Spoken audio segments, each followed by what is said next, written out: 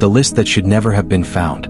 Cold morning light slipped through the cracked blinds and fell across the unpaid bills scattered on Maya Bennett's kitchen table. She stared at them without really seeing them, her coffee long gone cold in her hands. The apartment was quiet except for the hum of the refrigerator and the faint traffic from 6 floors below. In exactly 29 days she would turn 30. 30. Not married. Not promoted. Not traveling the world like she once promised herself. Not even close. Instead, she was working 2 jobs, receptionist by day, night shift caregiver by evening, trying to keep her younger brother in college after their parents died. Her dreams had quietly expired somewhere between overtime hours and grocery coupons. Maya, you're going to be late again. Her brother Liam leaned against the doorway, backpack slung over one shoulder, half amused and half worried. I know, she muttered, grabbing her bag. Go eat something. There's cereal. Already did. He hesitated. You okay? She forced a smile, the same one she wore for clients, doctors, landlords, everyone. I'm fine. She wasn't fine. She hadn't been fine in years. The discovery. That night, after another exhausting shift, Maya collapsed onto her bed. The mattress sagged in the middle, but she barely noticed anymore. Her phone buzzed. A notification from social media. Happy early birthday month. She almost threw the phone across the room. Instead, she opened the closet to grab fresh pajamas, and a dusty cardboard box tumbled out, spilling papers across the floor. Old-school notebooks, photos, ticket stubs, and one folded sheet of bright pink paper, decorated with tiny stars. Her heart stopped. She recognized it instantly. Her dream list. She sank to the floor, suddenly unable to breathe. Slowly she unfolded it. At the top, in bubbly teenage handwriting. Things to do before I turn 30, Maya Bennett, age 16. Her throat tightened. She began to read. Kiss a stranger. Travel somewhere alone. Dance like nobody is watching. Say a no without feeling guilty. Do something that scares me. Tell the truth even if it hurts. Forgive someone who doesn't deserve it. Quit something that makes me miserable. Let someone truly see me. Fall in love with a life I don't need to escape from. Tears blurred the ink. She hadn't completed a single one. Not one. Because life had happened. Responsibilities. Loss. Survival. She laughed bitterly. 16-year-old me was delusional. But she couldn't stop staring at the list. Something inside her chest ached. Not pain, not quite sadness. Regret. The decision. At midnight, she was still sitting on the floor. Outside, rain had begun to fall, steady, relentless, cleansing. Maya wiped her eyes and looked at the list again. 29 days. Could she do it? Could she actually try? Her logical brain screamed no. It was childish, dangerous, impractical. But another voice, quieter, older, exhausted, whispered, "You haven't lived in years." She stood abruptly, heart pounding. "Fine," she said to the empty room. "I'll do it. Not perfectly. Not all 10 maybe. But she would try. For once, she would choose herself. She pinned the list to her mirror. Tomorrow would be day 1. The rainstorm. 3 days later, she still hadn't checked off anything. Every attempt collapsed under anxiety. Order dessert first? She panicked and ordered salad. Say no to extra work? She agreed automatically. Dance in public? She walked away before anyone could see her hesitate. Pathetic. That Friday evening, after another long day, she cut through the city plaza on her way home. Dark clouds rolled overhead, threatening rain. Street musicians packed their instruments. Couples hurried past. Thunder cracked. Then the sky opened. Within seconds, people scattered for shelter, all except Maya. She stopped in the middle of the square. Rain soaked her hair, her clothes, her skin, cold and electric. Something inside her snapped. She tilted her head back and laughed. A real laugh. Loud. Uncontrolled. For the first time in years, she didn't care who saw her. Water ran down her face, mixing with tears she didn't realize she was crying. "This is insane," she whispered. "Maybe," a voice said behind her. "But it looks kind of amazing." She spun around. A man stood a few feet away, equally drenched, hands in his pockets as if he had nowhere else to be. Tall. Dark hair plastered to his forehead. Eyes impossibly calm in the storm. And he was smiling at her, not mockingly, not awkwardly. Warmly. "Sorry," she said automatically. "I didn't mean to." "Why are you apologizing?" he asked gently. She froze. "Good question." He stepped closer, rain dripping from his jacket. "You look like someone who needed this," he said. Her pulse thundered. "I'm just having a weird week," Yeah. His eyes softened. Me too. Lightning flashed. The moment felt unreal, suspended between thunder and heartbeat. Then he noticed the paper clutched in her hand, the dream list she had been rereading on the walk home. What's that? He asked. Nothing. She tried to hide it. He tilted his head playfully. Secret mission? She hesitated, then surprised herself by answering. It's a list of things I was supposed to do before I turned 30. And? She swallowed. I'm failing. He studied her for a long moment. Then he said quietly, maybe you just needed the right starting point. Her heart skipped. Like what? He shrugged. Well, what's number one? She stared at him, heat rushing to her face despite the cold rain. Kiss a stranger. Silence. Thunder rolled. His expression didn't change, but something in his eyes did. Slowly he stepped closer. Close enough that she could see tiny flecks of gold in his dark irises. Close enough to feel the warmth radiating from him despite the storm. You don't have to, he said softly. Just, if you wanted to. Her brain screamed at her to run. But 16-year-old Maya was screaming louder. Do it. Her hands trembled. I don't even know your name. That's kind of the point, he said with a small smile. Her heart pounded so loudly she could barely hear the rain. This was reckless. Dangerous. Completely unlike her. And yet, for the first time in years she felt alive. She took a shaky breath, stepped forward, and kissed him. The kiss that changed everything.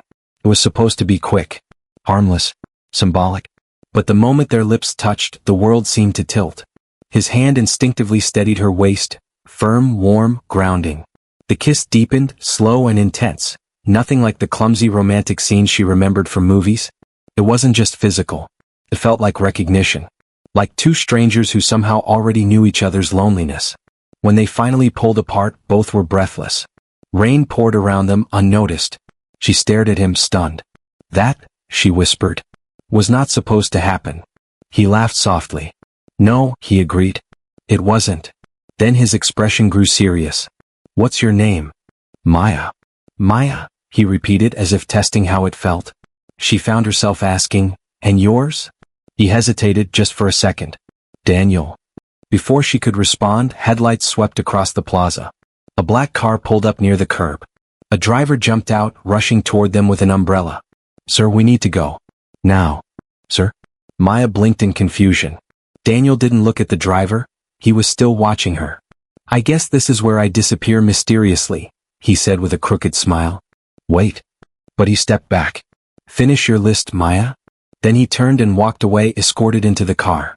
The door shut. The car drove off. And just like that he was gone. Maya stood alone in the rain, heart racing, lips still tingling. She looked down at the soaked paper in her hand. Next to item number 1, she slowly drew a shaky check mark. But she couldn't shake the feeling that something bigger had just begun. Because she didn't know it yet. But that stranger she kissed was not just any man. And their accidental meeting would pull her into a world far more complicated, and far more dangerous, than she could ever imagine. The man who wasn't supposed to exist. Maya didn't sleep that night. Every time she closed her eyes, she saw the same thing. Rain falling in silver sheets, dark eyes watching her like she mattered, warm hands steadying her waist, and the strange electricity that had passed between them as if the universe itself had leaned closer to listen. By morning, she had convinced herself it meant nothing. Just adrenaline. Just stress. Just a random moment with a random stranger. Except strangers don't arrive in chauffeured black cars. Strangers don't get called sir. Strangers don't look at you like they've just discovered something they've been searching for. She groaned and buried her face in her pillow. Get over it, she muttered. You'll never see him again. Reality returns. Work was mercilessly normal. Phones rang. Patients complained. Printers jammed. Her supervisor snapped at her for a scheduling error she hadn't even made. Maya, this is unacceptable, Mrs. Collins said sharply. You need to focus. Personal problems are not an excuse. I'm sorry, Maya said automatically. She wasn't even sure what she was apologizing for anymore. Across the reception desk, 2 interns whispered loudly enough for her to hear. Did you see what she's wearing? Same outfit as yesterday. Probably can't afford more. Maya kept typing, cheeks burning. This was her real life. Not rainstorms and strangers and cinematic moments. Just quiet humiliation disguised as professionalism. An unexpected delivery. At noon, a courier appeared at the desk holding an enormous bouquet. Delivery for Maya Bennett. The entire waiting area went silent. Maya stared. Me? He handed her a card and left without another word. The flowers were stunning. White lilies, deep red roses, delicate greenery arranged with obvious care. Far too expensive for anyone she knew. Her hands trembled as she opened the envelope. Inside was a simple handwritten note. Start with something beautiful. D. Her heart slammed against her ribs. Daniel. How romantic, one intern whispered sarcastically. Mrs. Collins crossed her arms. This is a workplace, not a dating service. I'll put them in the break room, Maya said quickly, embarrassed. But as she lifted the bouquet, something slipped out. A second card, smaller, hidden beneath the stems. She unfolded it. Lunch. Rooftop garden. 1 p.m. No explanation. No question. Just certainty. She checked the time. 12:52. Her logical brain said no. Her cautious instinct said absolutely not. Her heart said go. The rooftop. The hospital's rooftop garden was usually empty. A quiet space with benches, a few potted trees, and a view of the city skyline. Maya pushed the door open cautiously. Daniel stood by the railing, sleeves rolled up, sunlight catching in his hair. He turned when he heard her. And smiled, the same warm, disarming smile from the rainstorm. You came. You kidnapped my curiosity, she replied, trying to sound braver than she felt. He laughed softly. Fair. A small table had been set up between them. Not fancy, just takeout containers, 2 drinks, and real plates instead of plastic. You didn't have to do this, she said. I wanted to. Something about the way he said it made her chest tighten. Not just any man. They sat across from each other, awkward at first. So, she said finally, do you make a habit of kissing strangers and sending them flowers? Only the memorable ones. Her face heated. He watched her carefully as if measuring every reaction. You're different today, he said. Because I'm not soaking wet and emotionally unhinged? He shook his head. No. Because you look like you're already trying to disappear. She froze. He had noticed. Old habit, she admitted quietly. He leaned forward slightly. Someone taught you that you should. Her throat tightened. Before she could respond, the rooftop door opened again. Mrs. Collins stepped out. Her expression shifted from irritation to shock when she saw Daniel. Oh, I didn't realize we had visitors. Daniel stood politely. Good afternoon. Something strange happened. Mrs. Collins' entire demeanor changed. From cold authority to nervous respect. Of course, she said stiffly. Carry on. She left immediately. Maya blinked. What was that? Daniel sat back down, clearly trying to look casual. People act differently around men in expensive suits. You're not wearing a suit. He smiled slightly. Not today. Something wasn't adding up. The truth cracks open. Halfway through lunch, Maya finally asked, Who are you? He didn't pretend not to understand. Daniel Hayes. That doesn't answer the question. He studied her for a long moment, weighing something invisible. Then he sighed quietly. My family owns Hayes Medical Group. Her fork clattered onto the plate. Hayes Medical Group. The corporation that owned this hospital, and dozens more across the state. Her stomach dropped. You're that Hayes? He nodded. I don't usually introduce myself that way. Suddenly everything made sense. The car. The driver. The way Mrs. Collins reacted. The interns whispering behind her back. She pushed her chair back slightly. You should have told me. You wouldn't have talked to me. He wasn't wrong. She stood. This is ridiculous. I kissed you because I thought you were just a normal person. I am normal. No, she said, voice shaking. You're powerful. That's different. Hurt flashed across his face. Power doesn't cancel loneliness, Maya. But she was already backing away. I don't belong in your world. Who says you don't? Everyone, she said quietly. People like you don't see people like me. His jaw tightened. I see you. The intensity in his voice stopped her cold. Public humiliation. Before either of them could say more, the rooftop door burst open again. This time it wasn't Mrs. Collins. It was 2 hospital administrators, and they looked furious. Maya Bennett, one snapped. You are needed downstairs immediately. Her stomach sank. What's wrong? You abandoned your post during working hours. But I'm on break. And you brought a visitor onto restricted property.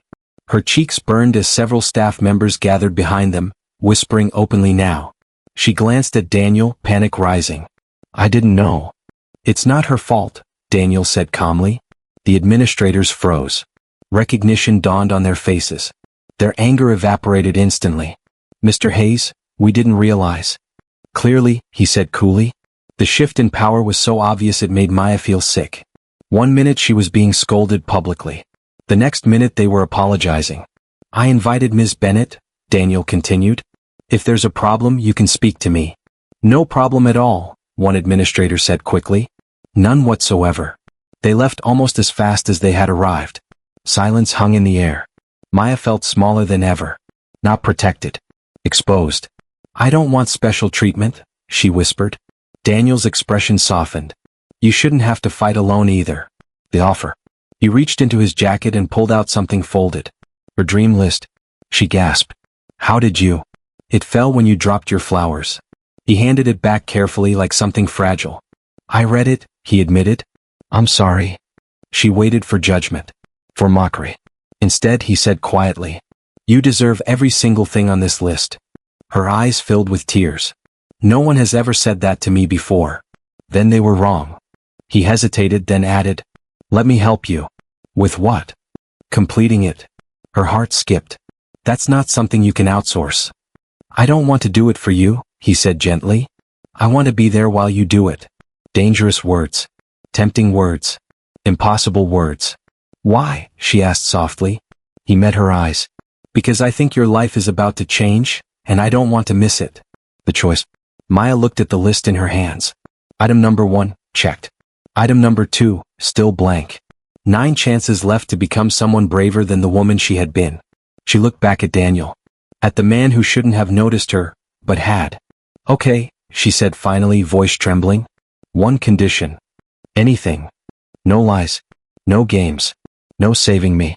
I do this myself." A slow, genuine smile spread across his face. "Deal." She took a deep breath. "Then, what's next?"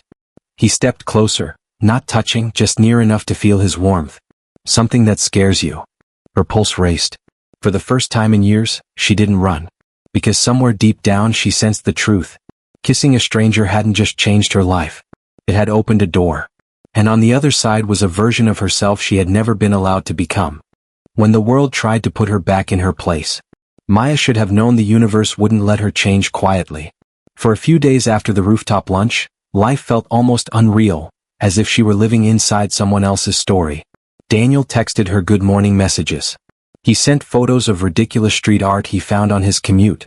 He asked her questions no one had ever bothered to ask before. "What makes you feel calm? What did you want to be before life got complicated?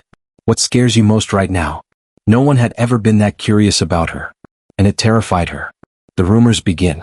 By Monday the hospital felt different. Conversations stopped when she walked into a room. People stared openly. 2 nurses giggled behind a chart when she passed. She tried to ignore it. Until Clara cornered her in the supply room. "Maya, what did you do?" Her stomach dropped. "What do you mean?" Clara pulled out her phone. Someone posted photos. Maya's breath caught. There she was, on the rooftop, laughing across the table at Daniel. The angle made it look intimate, scandalous, deliberate. Another photo, Daniel standing close to her, handing back the list. Another, the administrators apologizing. The caption read, "Receptionist catches CEO's son. Promotion incoming?" Comments flooded beneath it. "Gold digger. She planned this. Typical. Bet she won't be working reception much longer. Some people will do anything to climb." Her hands began to shake. I never." "I know," Clara said quickly. "But people love a story." Maya felt sick. She had spent years trying to be invisible. Now she was visible for all the wrong reasons. Public confrontation. At noon, Mrs. Collins called her into the office. The door closed with a heavy click. "We need to discuss your conduct." "My conduct?" Maya echoed. "You failed to disclose a personal relationship with upper management." "It's not a relationship." "Regardless," Mrs. Collins said sharply, "this reflects poorly on the department." Maya felt something inside her harden. "So I'm being punished for eating lunch on my break?" "You're being warned," Mrs. Collins replied coldly. "Professional boundaries matter." The implication hung in the air. "You don't belong at his level." Maya stood slowly. "I didn't do anything wrong." Mrs. Collins' lips tightened. "Be very careful, Miss Bennett." For the first time in years, Maya didn't apologize. She walked out without another word. Her hands trembled, but her spine stayed straight. The breaking point. By evening, the whispers had grown louder. A doctor handed her paperwork without meeting her eyes. An orderly muttered something about sleeping her way up. Someone snickered when she dropped a pen. Humiliation burned through her chest like acid. She locked herself in the restroom and gripped the sink. "Don't cry," she whispered to her reflection. "Not here." But tears came anyway. Hot, angry, exhausted. She had done nothing wrong, and yet she was the one being punished. Just like always. Her phone buzzed. "Daniel, how's your day?" She stared at the message for a long time. Then typed, "Not great." The reply came instantly. "Where are you?" She hesitated. "Bathroom. Trying not to quit my job dramatically." 3 dots appeared. Then, "Stay there. I'm coming." Her heart lurched. "No, don't. That will make everything worse." No response. Which somehow felt more dangerous. A scene no one expected. 10 minutes later, the hospital lobby fell silent. Maya didn't know it yet. But people were staring. Daniel Hayes had just walked in. Not with security. Not with executives. Not in a power suit. Just jeans, rolled sleeves, and an expression like a storm about to break. He approached the reception desk. "Is Maya Bennett working today?" The intern behind the counter nearly dropped her tablet. "Why yes, but she's..." "I'll wait." Word spread like wildfire. By the time Maya stepped out of the restroom, the entire first floor was buzzing. She froze when she saw him standing there. "Daniel, what are you doing?" He looked at her face, red eyes, tense shoulders, forced composure. Something in his expression darkened. Fixing something. Before she could stop him, he turned to the gathered staff. His voice carried effortlessly across the lobby. "I've been informed that Maya Bennett is being harassed because of her association with me." No one moved. No one breathed. "If anyone believes she has received special treatment," he continued calmly, "let me clarify something." He stepped closer to her, not possessive, not performative. Protective. "She has done nothing except treat me with kindness when she had no reason to." The silence deepened. "And if anyone here thinks she used me for personal gain," he added, eyes sweeping the room, "you are welcome to explain exactly what she has gained." No one spoke. Because the truth was obvious. She was still at the same desk. Same salary. Same long hours. Daniel's voice softened slightly. "Maya is not the problem. Your assumptions are." Mrs. Collins appeared, pale and rigid. "Mr. Hayes, this isn't necessary." "I disagree." His tone wasn't loud. It didn't need to be. "If workplace harassment continues," he said evenly, "we will address it formally." A collective chill ran through the room. Then he turned back to Maya. "Did you want to leave early today?" Her throat tightened. I don't know." "You don't have to stay somewhere that makes you feel small." No one had ever said that to her before. Saying no, for real. She looked around. At the faces that had judged her. Whispered about her. Assumed the worst. For years she had endured everything quietly. Not today. She faced Mrs. Collins. "I'm taking the rest of the day off." Mrs. Collins opened her mouth to object. Then saw Daniel watching. "Approved," she said stiffly. Maya picked up her bag. No apology.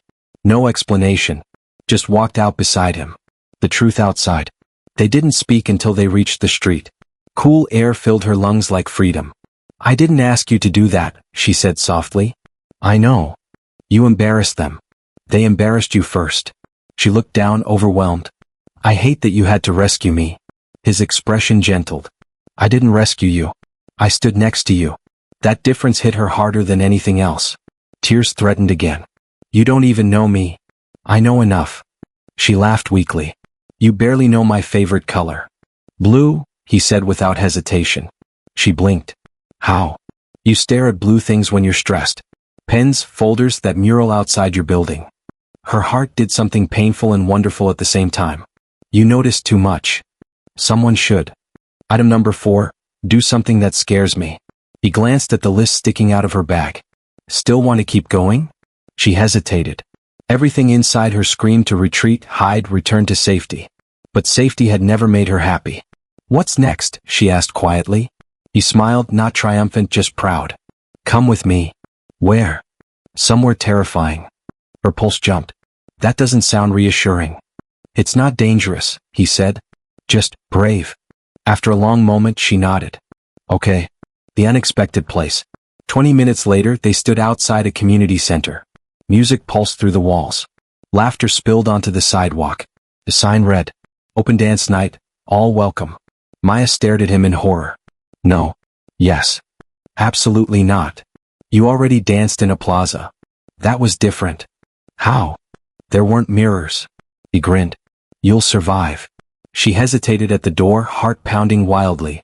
Everyone inside looked confident, stylish, effortless. She felt like an imposter. Daniel leaned closer, voice low and steady. You don't have to be good. You just have to be present. Her hands trembled. Stay with me? Always. Something in the way he said it made her believe him. She took a breath and stepped inside. The moment everything shifted. At first she stayed frozen near the wall. Then Daniel held out his hand. Trust me. She placed her hand in his. The music swelled. He guided her gently, not leading, not controlling, just encouraging movement. She stumbled, laughed nervously, almost pulled away. Then something strange happened. People weren't judging her. They were smiling, cheering, dancing badly themselves. No one cared. For the first time in her adult life, she stopped worrying about how she looked. She closed her eyes, moved freely, spun, laughed, let go. When she opened them again, Daniel was watching her like she was something extraordinary. You're glowing, he said softly. Her cheeks warmed. I feel lighter. Good. She laughed breathlessly. I think 16-year-old me would be proud. He smiled. So am I. The new checkmark. Later, sitting on the steps outside, she pulled out the list. With shaking hands, she checked off. Number 5. Do something that scares me. She stared at the paper. 2 down. It to go. Her life wasn't fixed. Her problems weren't gone. But something fundamental had shifted. She wasn't just surviving anymore. She was beginning to live. And she still didn't know the biggest truth of all. Daniel hadn't entered her life by accident. Forces far beyond either of them were already moving. And soon she would face a choice that would test not just her courage, but her heart. The secret that could destroy everything. For the first time in years, Maya woke up before her alarm. Not from anxiety, not from dread, but from something unfamiliar. Anticipation. Sunlight poured through her thin curtains, warm and golden. She lay there for a moment, staring at the ceiling, feeling something almost dangerous blooming in her chest. Oh. Her phone buzzed on the nightstand. Daniel, coffee at 8? There's a place that makes cinnamon rolls bigger than your hand. She smiled before she could stop herself. Maya, that sounds medically irresponsible. Daniel, exactly. Her fingers hovered over the keyboard. This was happening too fast, too intensely, too perfectly, which meant something would go wrong. It always did. Oh. Maya, okay. The life she was afraid to want. The cafe was small, warm, filled with the smell of sugar and espresso. Daniel was already there, 2 coffees waiting, cinnamon roll exactly as promised. You're smiling, he said immediately. Don't get used to it. Too late. They talked easily, about nothing and everything. Childhood stories. Embarrassing moments. Dreams they had once abandoned. For a while Maya forgot to be cautious. Forgot to be guarded. Forgot to expect disappointment. Until Daniel mentioned something casually that froze her heart. I might have to travel next week. Her stomach dropped. Oh. Just for a few days. Oh, she repeated, trying to sound neutral. He studied her face carefully. You don't like that. It's none of my business. I want it to be. Dangerous words again. She looked down at her coffee. People leave, she said quietly. It's not a big deal. Something flickered across his expression. Understanding, maybe even guilt. I'm not leaving you, he said softly. Her chest tightened. Don't promise things you can't control. The first crack. Later that day, Maya returned to work determined not to spiral into old fears. For a few hours, everything was calm. Until Clara approached her, pale and tense. Maya, there's someone here asking for you. Who? Clara swallowed. Your old boss. Ice flooded her veins. Mr. Hawthorne. The man who had fired her from her previous job after she refused his private dinner invitation. The man who had spread rumors that she was difficult and uncooperative, making it nearly impossible for her to find work afterward. What does he want? She whispered. He said it's personal. Her hands started shaking. No. Tell him I'm busy. But it was too late. Hawthorne was already walking toward her desk, wearing the same smug smile she remembered. Maya Bennett, he said smoothly. You look, well, Her pulse thundered in her ears. What are you doing here? Business meeting upstairs. He leaned closer. I heard you work here now. She said nothing. He chuckled softly. I always knew you'd land somewhere. You were very determined. The implication made her skin crawl. Leave, she said quietly. He raised an eyebrow. That's no way to greet an old mentor. You weren't my mentor. His smile sharpened. No, he agreed. But I could have been, much more. Rage and humiliation surged through her. Before she could respond, a familiar voice cut through the tension. Is there a problem here? Daniel. He stood behind Hawthorne, expression calm but eyes cold. Hawthorne turned slowly. Recognition flashed across his face. Mr. Hayes. I didn't realize. Clearly, Daniel said. The air shifted instantly. Hawthorne straightened his tie, suddenly nervous. Just catching up with an old employee. Daniel stepped closer, placing himself beside Maya, not touching her but unmistakably aligned with her. She doesn't seem interested in catching up. Hawthorne's smile faltered. Of course. No offense intended. He retreated quickly, dignity barely intact. The truth comes out. Maya exhaled shakily once he was gone. Thank you. Daniel's expression remained hard. Who was that?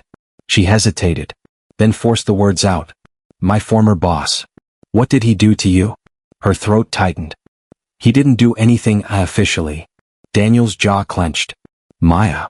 She looked at the floor. He offered me a promotion in exchange for time alone with him. When I refused, I was fired 2 weeks later. Silence fell like a hammer. And he told everyone I was unreliable, she added quietly. So no one would hire me. Daniel's hands curled into fists. That's illegal. Hard to prove. He looked furious in a way she had never seen before, controlled but dangerous. Why didn't you tell me? Because I didn't want to be a problem you had to fix. His voice softened immediately. You are not a problem. She blinked back tears. You don't understand. People like me survive by not making waves. He stepped closer. Maybe it's time the wave started. The secret he was hiding. Before she could respond, his phone rang. He glanced at the screen, and something changed in his face. Tension. Hesitation. Guilt. I have to take this, he said quietly. He stepped away, speaking in low tones she couldn't hear. But she caught fragments. Not now. I told you. She doesn't know. I'll handle it. Her stomach twisted. When he returned, his smile was forced. Everything okay? She asked carefully. Just work. What? She could feel it. The air between them felt different now, heavier, uncertain. Daniel, what's going on? He hesitated too long. Nothing you need to worry about. The words landed like a slap. Not because they were harsh. Because they were distant. Protective. Secretive. The announcement. 2 days later, the truth exploded into her life. Maya was scrolling through her phone on her lunch break when a headline stopped her cold. Hayes Medical Group announces merger with Carter Holdings. Below it was a photo of Daniel. Standing beside a glamorous woman in a designer suit, both smiling for the cameras. The caption read, Future Leadership Team, Daniel Hayes and fiancée Victoria Carter. Fiancée. The word felt like a physical blow. Her vision blurred. Her hands went numb. It couldn't be right. It had to be old. Outdated. Misleading. But the article date was today. Victoria Carter, billionaire heiress, corporate strategist, socialite, would marry Daniel in a union that would create one of the most powerful healthcare empires in the country. Maya's chest constricted. Every conversation replayed in her mind. I'm not leaving you. I want it to be your business. Always. Was. All of it. Confrontation. She didn't answer his texts that evening. Or his calls. Or the messages that grew increasingly worried. Finally, he showed up at her apartment. She opened the door before he could knock again. His relief was immediate, until he saw her face. You saw it, he said quietly. You're engaged. Silence confirmed everything. Say something, she demanded. It's complicated. She laughed bitterly. It's not complicated. You're marrying someone else. It's not a real relationship. Her heart twisted. So it's a fake fiancé? That's your explanation. It's a business arrangement. Of course it is. He stepped closer. I was going to tell you. When? She snapped. After the wedding? Pain flickered across his face. I didn't want to hurt you. Well, congratulations, she whispered. You failed. The final blow. He reached for her hand. She pulled away. Don't. Maya, please listen. No. I spent years being treated like I didn't matter. Like I was replaceable. Like I should be grateful for scraps. Her voice broke. I thought you were different. I am. Then why didn't you trust me with the truth? He had no answer. And that silence said everything. Tears slid down her face. You don't get to decide what I can handle. I was trying to protect you. From what? Reality? She took a shaky breath. Go marry your perfect life, Daniel. Leave me out of it. His voice dropped to a whisper. That's not what I want. But it's what you chose. Item number 8, quit something that makes me miserable. She closed the door slowly. Leaning against it, she slid to the floor, sobs tearing out of her chest. Not just for him. For the hope she had let herself feel. For the future she had dared to imagine. For the version of herself who believed she could be loved without conditions. Hours later, when the tears ran dry, she stood, walked to the mirror, and looked at the dream list. With trembling hands, she picked up a pen. Next to item number 8, quit something that makes me miserable, she wrote. Daniel. Then she checked it off. It felt like ripping out a piece of her own heart. But for the first time, she wasn't abandoning herself to keep someone else. The calm before justice. Maya didn't know that night. That Daniel hadn't chosen power over her. That forces beyond his control had cornered him into a decision he hated. That the engagement was about to collapse in a way no one saw coming. And she definitely didn't know that the people who had hurt her, Hawthorne, the gossipers, the system that had crushed her spirit, were about to face consequences so swift it would feel like fate itself had intervened. Because sometimes, when you finally choose yourself, the universe chooses you back. The day everything came back to her, Maya didn't cry the next morning. That surprised her more than anything else. She moved through her tiny apartment in silence, making coffee, getting dressed, packing her bag, all with the numb efficiency of someone who had run out of tears and didn't know what to do with the emptiness left behind. Outside, the sky was pale and cloudless. Ordinary. Unbothered. How could the world look so normal when hers had collapsed overnight? Her phone buzzed on the counter.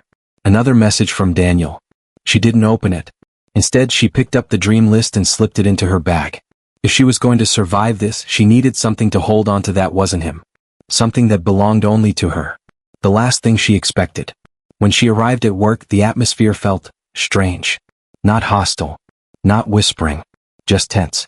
Clara rushed toward her the moment she stepped inside. Maya, where have you been? They've been asking for you. Her stomach dropped. Who? Administration. Legal. HR. Everyone. Panic surged. Did I do something wrong? Clara grabbed her hands, eyes wide. No. Something happened. Justice arrives. In the main conference room, a group of people in formal suits sat around the table.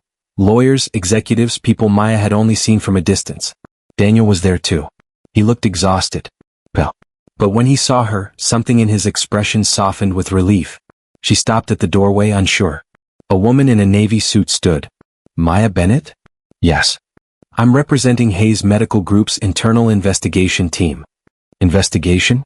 Her pulse thundered. We've uncovered evidence of systemic workplace misconduct involving multiple employees, including Mr. Hawthorne. Shock rippled through her. What does that have to do with me? The woman slid a folder across the table. Your testimony was instrumental. My testimony? I never... Daniel spoke quietly. You told me. Realization dawned. You reported him. I submitted an anonymous complaint, he said. With everything I knew. Her chest tightened. And we found corroborating evidence, the investigator continued. Emails. Financial irregularities. Multiple victims. Maya's knees nearly buckled. He hadn't just believed her. He had acted. Mr. Hawthorne has been terminated, the woman said. And charges are being filed. The room spun. Years of fear. Silence. Shame. Gone. Just like that. The domino effect. That's not all, the investigator added. She handed Maya another document. We've also determined that you were wrongfully dismissed from your previous position. Hayes Medical Group is offering you full restitution and a formal apology. Maya stared at the paper, unable to process the words. An apology. From a system that had never even acknowledged her pain. And, the woman continued, if you choose to accept, we would like to offer you a position in patient advocacy. Her head snapped up. Me? You demonstrated integrity under pressure, she said. We need more people like that. Maya's voice trembled. I don't even have the qualifications. Sometimes character matters more. Tears blurred her vision. For the first time in her adult life, she wasn't being overlooked. She was being chosen. The engagement truth. The meeting ended, leaving Maya alone with Daniel in the hallway. Silence stretched between them. Finally she spoke. You didn't have to do all that. Yes, I did. His voice was raw. I couldn't stand knowing what happened to you and doing nothing. She swallowed hard. And the engagement? He closed his eyes briefly. It's over. Her heart skipped, traitorous, hopeful. Why? Because it was never about love, he said quietly. It was a business deal my family pushed for. I thought, if I sacrificed my personal life, I could protect the company. And now, I realized protecting something meaningless isn't worth losing something real. Emotion surged through her, painful and overwhelming. You should have told me. I know. He looked at her like someone awaiting a verdict. I was afraid you'd walk away before I had the chance to fix things. I walked away anyway, she said softly. And I deserved that. The final item. That evening, Maya returned to the plaza where everything had started. The same open space. The same city noise. No rain this time, just the glow of street lights and distant laughter. Daniel found her there, exactly as she had known he would. She handed him the dream list. Only one item remained unchecked. Number 10, fall in love with a life I don't need to escape from. He read it slowly. Then looked up. Maya, I don't expect anything from you. Not forgiveness. Not another chance. I'm not here for you, she said gently. He fell silent. I'm here for me. She took a deep breath, feeling the cool night air fill her lungs. For years, I thought love meant disappearing into someone else's life. Giving everything until there was nothing left of me. Her voice steadied. But now I understand. Love isn't supposed to shrink you. It's supposed to make you braver. She looked at the list. Then at the city around her. At the future waiting, uncertain, imperfect, but hers. I don't need a perfect job or a perfect relationship to feel whole, she said softly. I just needed to believe my life mattered. Tears slid down Daniel's face, quiet, unguarded. It does, he whispered. You do. The choice that changed everything. She stepped closer. Not because she needed him. Because she wanted to. That night in the rain, she said, you didn't save me. He shook his head. No. You reminded me I was still alive. Silence pulsed between them. Can we start over? He asked carefully. No secrets. No expectations. Just, honest. She studied him, really studied him. Not the powerful heir. Not the man with the complicated life. Just Daniel. Flawed. Human. Trying. Her heart made the decision before her mind could argue. Slowly, she said. Relief flooded his face. Slowly is good. He didn't reach for her. Didn't push. Just stood beside her, matching her pace. For the first time, she didn't feel like she was chasing love, or running from it. She felt balanced, grounded, free. The last check mark. She took out a pen. Carefully, deliberately, she checked off the final item. Not because her life was perfect. Not because everything was solved. But because she no longer wanted to escape it.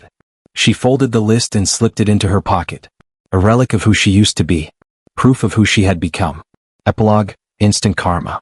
Weeks later, news spread quietly through the hospital. Mr. Hawthorne faced charges.